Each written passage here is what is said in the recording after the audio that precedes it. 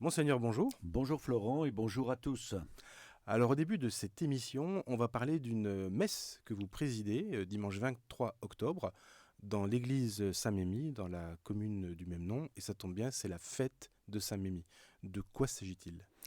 Il s'agit de la fête du premier évêque de Châlons, telle qu'elle est inscrite dans le calendrier liturgique du diocèse, normalement à la date du 21 octobre, mais nous avons pris l'habitude de la solenniser le dimanche le plus proche, dans l'église Saint-Mémy où se trouve son tombeau, selon la tradition. Donc c'est important pour moi, comme évêque, chaque année d'aller présider cette messe pour la fête de Saint-Mémy, parce que c'est une fête du diocèse tout entier, pas simplement pour la paroisse qui porte son nom, mais surtout c'est l'occasion de rendre grâce, je crois, pour le témoignage de tous ceux qui, depuis Saint-Mémy et à travers les siècles, jusqu'à mon prédécesseur et moi-même, sommes envoyés comme pasteurs pour le peuple de Dieu dans ce territoire de la Marne, même si le territoire a varié bien sûr au long des siècles. En tout cas, c'est l'occasion, oui, de rendre grâce pour cet effort missionnaire, cette annonce de l'Évangile, pour l'enracinement de l'Église dans la société, dans les familles, dans tous les villages tels que nous les connaissons encore aujourd'hui. Saint-Mémy, 4e siècle, c'est quand même très ancien.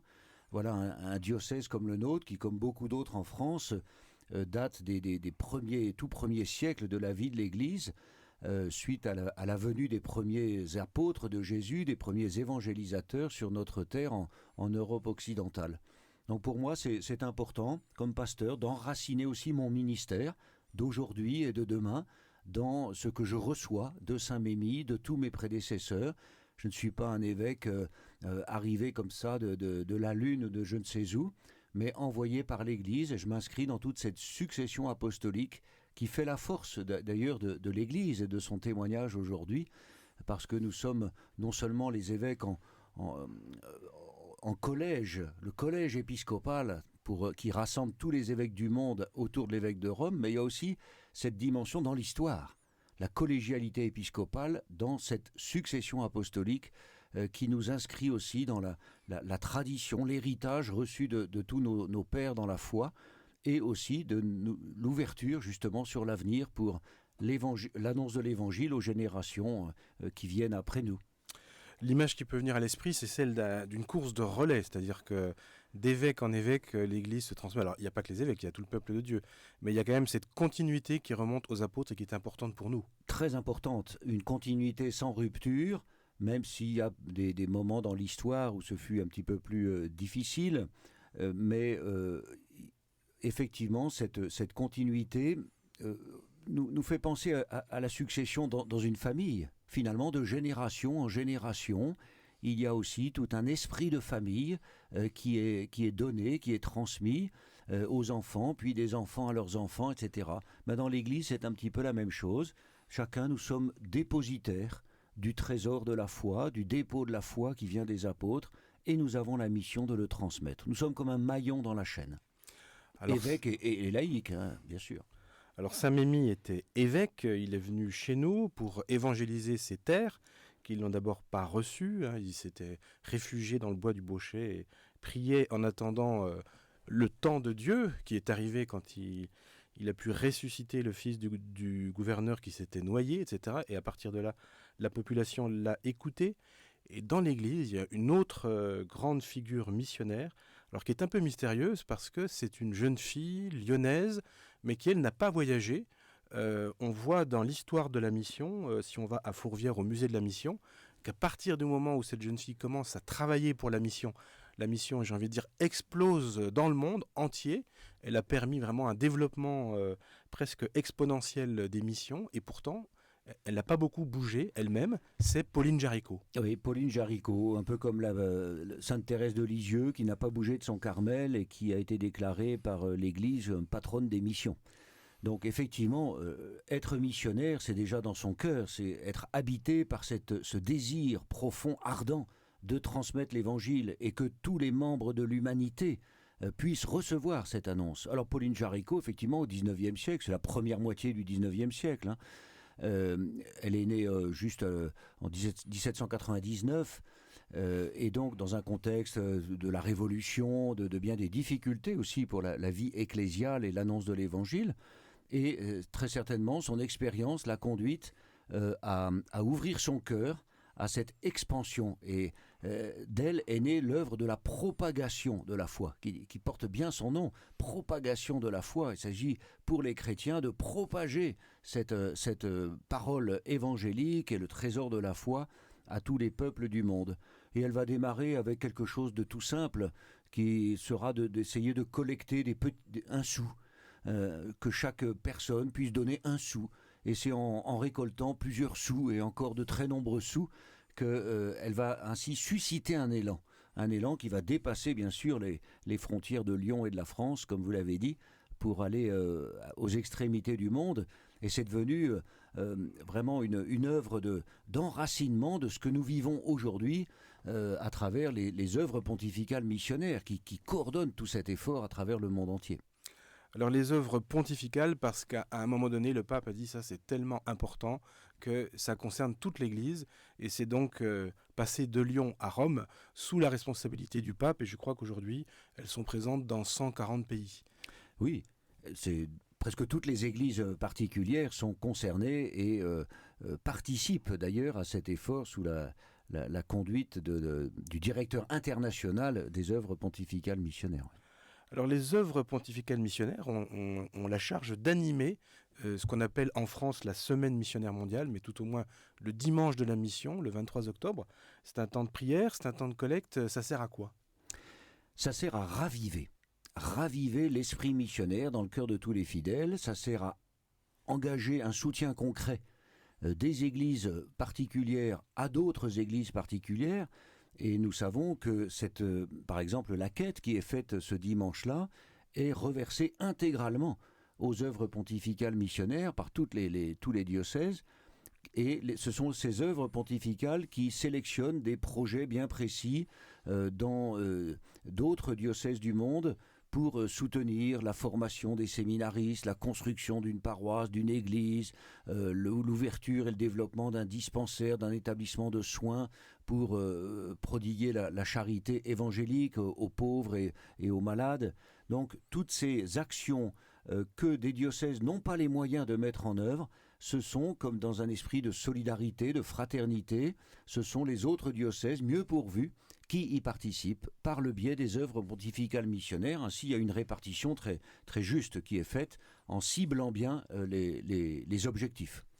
Il y a une particularité aussi, c'est qu'à notre époque, parfois, on remet un petit peu en cause on va dire les actions de solidarité du nord vers le sud. C'est un peu décidé de Paris, on va les aider, les pauvres, etc. Or, aux OPM, l'attribution des ressources, le choix des dossiers qui seront soutenus par les OPM se fait entre tous les directeurs internationaux, et les USA, qui apportent beaucoup de dons, ou le Burundi ont chacun une voix. C'est donc quelque chose de très égalitaire et de très synodal. Oui, ce qui fait la force, ce n'est pas le nombre de dollars ou d'euros que l'on peut verser à cette œuvre et pour qu'il soit redistribué, mais c'est la charité. C'est vraiment cette charité et ce cœur missionnaire qui se manifeste dans l'engagement de chacun des diocèses du monde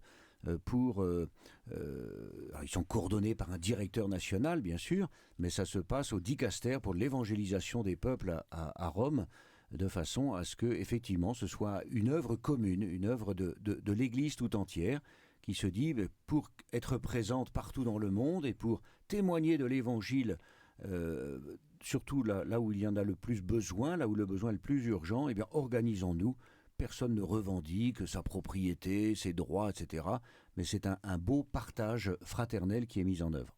Alors vous l'avez dit, les OPM soutiennent des projets, et puis elles soutiennent aussi la vie ordinaire de 1117 diocèses dans le monde, les diocèses les plus pauvres, qui touchent des subsides, mais qui eux sont pas, qui eux ne sont pas pour des projets, mais qui sont pour le fonctionnement ordinaire et le traitement des prêtres, c'est ça ? Oui, c'est cela, parce que nous-mêmes, nous sommes organisés en Occident. Bon, il y a même des pays qui ont signé des concordats, où l'Église a signé un concordat avec l'État, donc le financement du clergé est prévu. C'est le cas en Belgique, c'est le cas en Allemagne, grâce à un impôt spécial, c'est le cas en Italie. Bon, c'est pas le cas en France. En France, c'est uniquement la générosité des donateurs. On parle du denier de l'Église, sauf en Alsace-Moselle. Mais autrement, et bien effectivement, il faut s'organiser et tous les diocèses du monde s'y mettent pour que les prêtres aient les moyens de vivre, de se nourrir et de développer leurs projets missionnaires. Donc on voit bien que c'est là un point important. J'ai été moi-même, je suis encore membre du conseil d'administration de l'Association française des œuvres pontificales missionnaires et je vois passer tous ces tableaux récapitulatifs des subsides qui sont distribués à travers le monde entier. C'est considérable. Et je remercie déjà tous ceux qui vont participer à cette grande quête en ce dimanche de missionnaire le 23 octobre pour effectivement que ce soit utilisé de façon très concrète au service d'une autre église en Afrique ou en Asie ou en Amérique du Sud principalement. Et alors, il y a une autre réalité qui laisse un peu songeur, rêveur, c'est que dans les diocèses de l'hémisphère sud, le problème, c'est pas les vocations. Le problème, c'est de pouvoir nourrir tous les séminaristes, tellement il y en a. Et là, les œuvres pontificales missionnaires aident, puisqu'elles soutiennent donc les études de 77 685 séminaristes dans le monde. Oui. Ça donne un peu le vertige, c'est énorme. C'est formidable d'abord. C'est formidable d'entendre qu'il y a autant de jeunes qui se préparent à devenir prêtres. C'est en même temps un appel vigoureux qui nous est adressé dans nos églises d'Occident et de vieille chrétienté. Mais je trouve formidable de savoir que nous tous, en mettant peut-être 5 euros, 10 euros, nous soutenons ainsi la vie des grands séminaires en Afrique. Moi, j'ai visité des séminaires au Vietnam, par exemple, où vous avez tout de suite 300, 350 séminaristes pour un diocèse. C'est absolument énorme. Alors bien sûr, ensuite, nous voyons que des missionnaires viennent de ces pays-là pour travailler à la mission dans notre diocèse de Châlons. Il y en a qui viennent du Vietnam ou d'Afrique, République démocratique du Congo ou Burkina Faso. C'est heureux de voir ces échanges. Bien sûr, si nous soutenons financièrement, eh bien, nous pouvons accueillir des acteurs de la mission. Puis c'est aussi dans la tradition de l'Église, depuis les actes des apôtres. Les églises s'aident entre elles, c'est profondément chrétien. C'est chrétien, c'est la fraternité sous le regard de Jésus. C'est pas une église particulière, un diocèse n'est pas une entreprise, n'est pas une boutique, n'est pas une petite affaire comme ça. Non, c'est vraiment, nous participons à la vie de l'Église universelle. Alors on peut dire pour ceux qui nous écoutent que ce dimanche 23 octobre, donc nous sommes invités à vivre pleinement ce dimanche de la mission. On trouvera sur le site web des œuvres pontificales missionnaires, il suffit de chercher Dimanche de la mission 2022 ou Semaine missionnaire mondiale 2022 sur Internet. On pourra télécharger un livret d'animation qui permettra vraiment de donner une teinte missionnaire à toute la célébration. Oui, les paroisses ont déjà reçu cela il y a plusieurs semaines et s'en sont saisies certainement pour préparer la célébration de dimanche. Il y a des intentions de prière, des suggestions pour l'homélie, etc. Donc c'est vraiment très riche. Ils ont pu vivre aussi des événements pendant la semaine sous le thème « Vous serez mes témoins ». Donc vraiment, nous sommes envoyés comme les apôtres de Jésus à travers le monde entier.